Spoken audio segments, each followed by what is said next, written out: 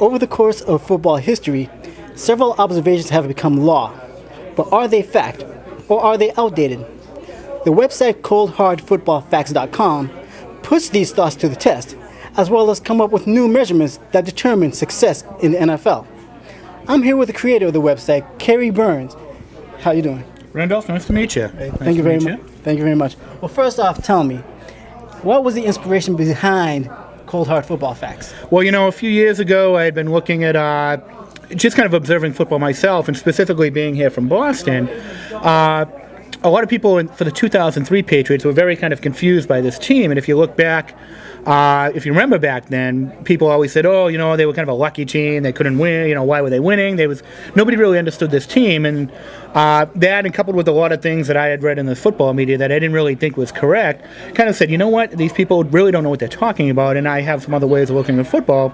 So at the start of the 2004 football season, I put the site together. We literally launched it overnight, and the kind of the growth it's had, considering the speed with which we launched it, has kind of been something we're proud of. But it was really just, there seems like there's so much ignorance out there about football history and football stats. If you look at baseball statistical analysis is very well established. It's been established for a long time. Even though football is the most popular sport in America, the analysis of it is just kind of in its infancy. And I think we've come up with ways that say, people talk about this in football, but this is what really matters. And that's kind of how we distinguish our product in the marketplace. Okay, so what have you discovered? Like, what are some of the more interesting statistics that you've come up with? The number one thing in football is that since the dawn of time, people have talked about the need to establish the run, right? You always hear that. Team has got to establish the run, establish the run. People on TV all the time talk about the need to establish the run. Completely meaningless in pro football. Completely meaningless. Really? Pro football is all about establishing the pass. It's all about passing the ball effectively. You can look at any team in NFL history, even if you think they're a great running team, and I'll throw out some examples to you. The Packers of the 1960s, right? Everyone talks about them as being a great running team. In fact, Bart Starr was one of the most effective passers in history in terms of both passer rating and in terms of yards per attempt. The 1972 Dolphins. Everybody remembers the 1972 Dolphins as one of the great teams. They talk about they ran the ball all the time, which they did, with Larry Zonker and Jim Kick and Mercury Morris, a great running team.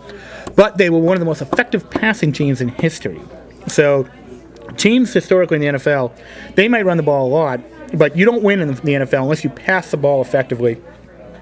You can be a lousy passing team as long as you have a great quarterback. You can be a lousy running team as long as you have a great quarterback and pass the ball effectively. You're going to be a good team. It's simple as that. That's the number one myth in all of football history.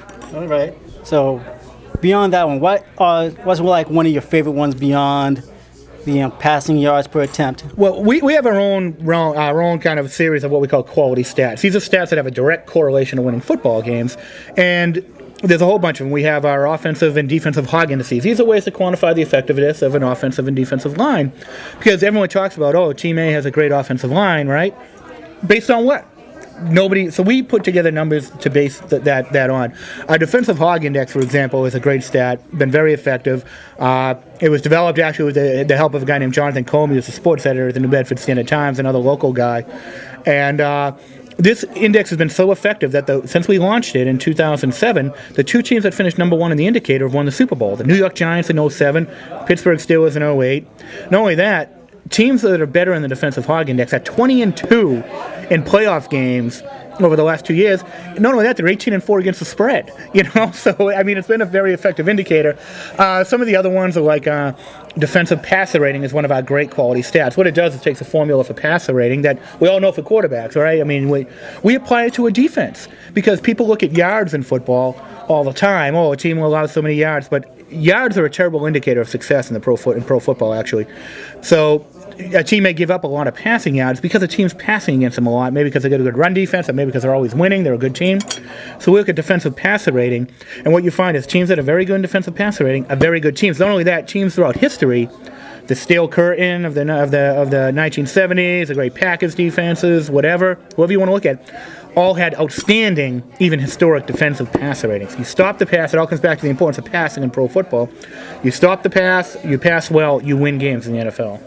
Okay, so what's in the works for Cold Hard Football Facts? What should we be looking forward to? Well, we're looking at some new stats for the 2009 season. We're always kind of finding ways to improve our stats, find ways to kind of make them more effective. one new stat we're looking at is passer rating differential.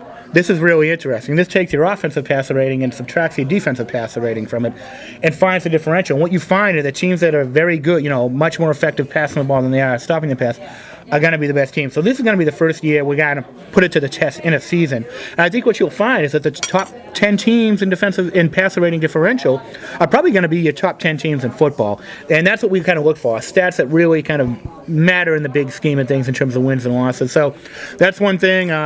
In terms of, we've got a lot of great partnerships out there. Sports Illustrated is one of our partners. We started that relationship last year. We're going to be doing more work with them this year. And, we were just talking NFL Films about doing some work with them. And they're going to be talking to us about some of our content in the next coming weeks. So a lot of great stuff going on. We're very excited about it. People love it. And it's just kind of, I think, an interesting product and an interesting way to look at football. So. Okay, with the upcoming season, looking forward, let's talk about the local team, the Patriots. Yep. How do you evaluate their offseason thus far? Well, so far, we covered the draft pretty intently. I actually covered it for Sports Illustrated and for coldhardfootballfacts.com, and they've done a lot of good things. Now, what we look at, most people just kind of look at your draft and say, oh, who do they draft? Oh, they did great. We look at your statistical needs each season. What were you bad at, and did you fill those statistical needs? And you'd be surprised to find how many teams don't do that well. Well, the Patriots had two great statistical needs last year. Well, they had one really pressing statistical need. Their pass defense was terrible. It was as bad as it's been in the Bill Belichick era. So from our perspective, they did absolutely the right thing in the draft when they drafted two defensive backs with their first two picks. They traded down several times. They got value for their picks. They think there's a better draft next year. So in the draft, they've done really well. The free agency moves, those are always hit or miss. We don't know. Teams are not built through free agency. Free agents usually prove to be a kind of a nice addition to have to your team, but teams are built through the draft. Historically, teams are built through the draft. So teams that have great drafts go on to be great teams, from the Pittsburgh Steelers on, and even back in the 50s and 60s. So, but, their free agent pickups, they seem to have, make some nice pickups. Fred Taylor seems like he's going to be a fun guy to watch. What's he going to do? The key, though, is improving that defense.